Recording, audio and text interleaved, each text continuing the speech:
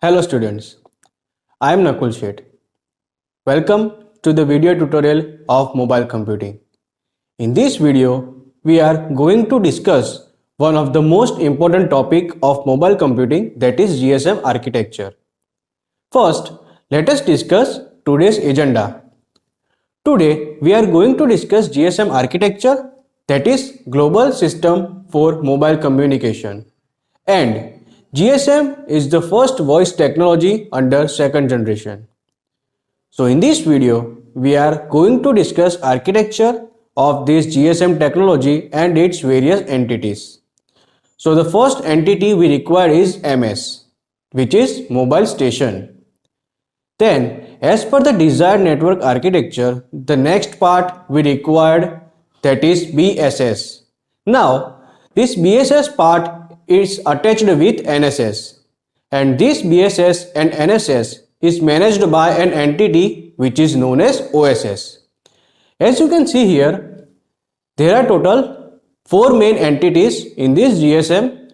First is MS, then BSS, then NSS, and last is OSS. Now this BSS stands for Base Station Subsystem, then NSS stands for Network Station Subsystem, then OSS stands for Operation Station Subsystem. So the complete GSM architecture required these 4 entities. Now this handset or mobile station can communicate with radio part, and that radio part is known as BSS. Now after BSS, we have the manager of the network, that is NSS. And to maintain working of this BSS and NSS, we have OSS. So we can say OSS is used to maintain our GSM architecture. So these are the main entities of GSM architecture which are used to establish voice communication. Now let us see different subparts of these 4 entities. So let us start with BSS. Now this BSS contains 2 different entities, that is BTS and VSC. This BTS is controlled by BSC. So these 2 entities are available in the BSS. Now this BTS stands for Base Transceiver Station and BSC stands for Base Station Controller. After this BSS, we have another entity, that is NSS. Now this NSS, we have MSC. This MSC stands for Mobile Switching Center. Now this MSC is used to control all BSCs available in BSS. Now this MSC contains 4 different databases. Those are HLR, VLR, EIR and AUC. And we also have another connectivity with MSC, that is PSTN. Now this HLR stands for Home Location Register, VLR stands for Visitor Location Register, EIR stands for Equipment Identity Register, and at last AUC stands for Authentication Center. And PSTN stands for Public Switched Telephone Network. So these are subparts of these 4 entities of GSM architecture. Now let us discuss their working one by one. So let us start with BTS. BTS provides actual connection to MS. BTS is usually an antenna which are available in each cell of network to provide coverage. BTS is placed at the middle of a single cell. Its transmission power is depending on the area of a single cell, and this mobile station communicates with BTS over a radio interface. So this is all about working of BTS in GSM. Now let us talk about the next subpart of BSS, that is BSC. BSC is used to control several groups of BTS. BSC is used to manage handoff between 2 BTS. BSC manages radio resources of BTS and controls radio frequency of different BTS. The interface which is used to connect BTS and BSC is called as ABIS interface. So students, this is all about BSS and its subpart. Now let us discuss the next entity, that is NSS.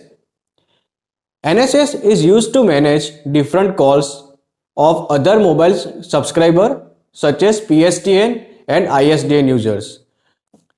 Now this ISDN stands for Integrated Service Digital Network. All the landline services will be considered in this ISDN and PSTN.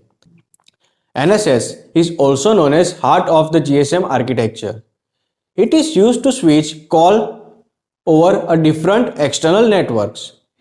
It is also responsible for managing the accounting information of different subscribers as well. Now let us discuss different subparts of NSS one by one. So let us start with MSC. MSC is heart of NSS. It is used to manage traffic between two BSCs over different networks. It is also manages landline networks such as PSTN and ISDN. A single MSC can handle multiple BSC over a different network. Now, this MSC is connected with 4 different databases that are HLR, VLR, EIR and AUC. Now let us discuss these databases one by one. Let us start with HLR.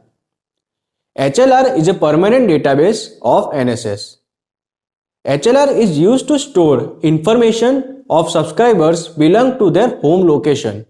HLR is used to billing and accounting information of different subscribers. When a subscriber enters in a new location, then VLR is responsible to store that subscriber data. So VLR gets information from HLR to store visitors data. So this is all about VLR. Now let us discuss the next database of NSS, that is EIR. EIR database is used for security purpose in GSM architecture. EIR is used to store IMEI and IMSI number of different subscribers. Now this IMEI stands for International Mobile Equipment Identity and this IMSI stands for International Mobile Subscriber Identity. So this is all about EIR. Now let us discuss the next database, that is AUC, which is Authentication Center. AUC is also used as security purpose in GSM. AUC will check whether the subscriber is authenticated or not. So to check authenticity of a single subscriber, there are total 3 types of users available in this AUC: whitelisted, graylisted and blacklisted users. So this is all about NSS as well. Now we are going to discuss the last entity of GSM architecture, which is OSS. Now this OSS is used to manage network inventory. It provides maintenance in GSM architecture. So this is it for GSM architecture. Now let us discuss some important questions regarding this tutorial. First question is, which entity is the heart of GSM architecture? Then second question is, which interface is used between BTS and BSC to transmit data? Third question is, how many types of databases attached with a single MSC? Fourth question, which database is going to store IMEI and IMSI number?